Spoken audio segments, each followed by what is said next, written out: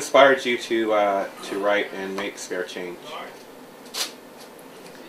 You know, I'm smiling because you would not believe how this film came to be.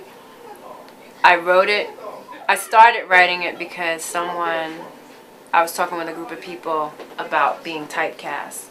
And I had suggested, well, why don't I just write something for them to do that was different? And I heard a song by Kanye West called Heartbreak.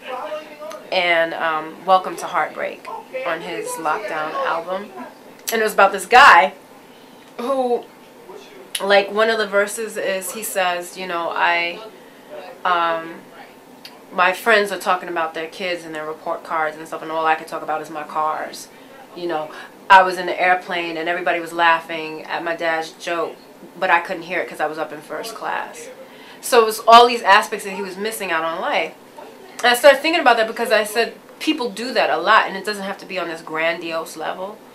So I sat down and I started writing, and I didn't premeditate it.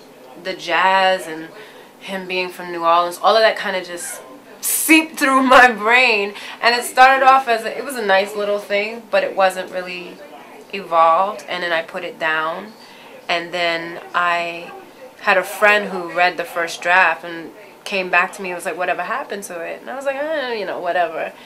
And I had gone through I was in a really low space. A lot had happened. It was bad. And writing is cathartic for me. So I sat back down and I went to it as a means of healing. And it just began to evolve. And Luis was a totally different character before. And he evolved and he changed and he began something about that character. And then it just kept, you know, it's 8 revisions. It's been 8 drafts of that. Really? Yeah. Yep. I was nervous because I think a little bit this way. And yeah, and I'm very metaphorical in my writing. I'm a poet.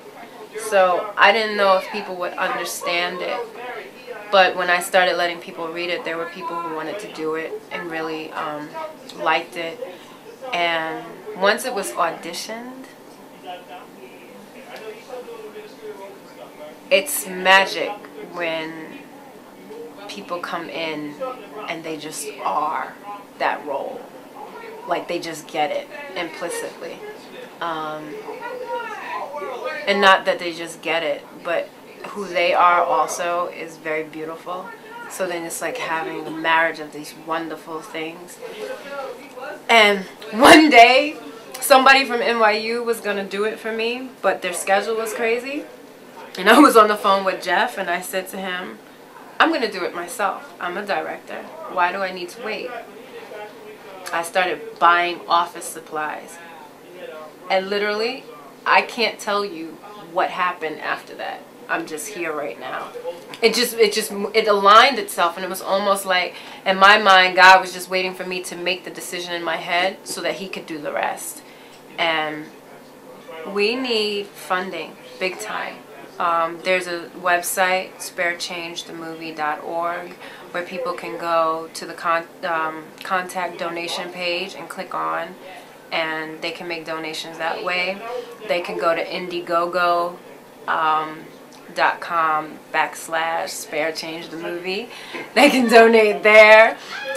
They can mail checks to It's Personal Films, 27 Francis Drive, Westbury, New York, 11590. We need support. We really do need support. We need financial support. It's a lot of money.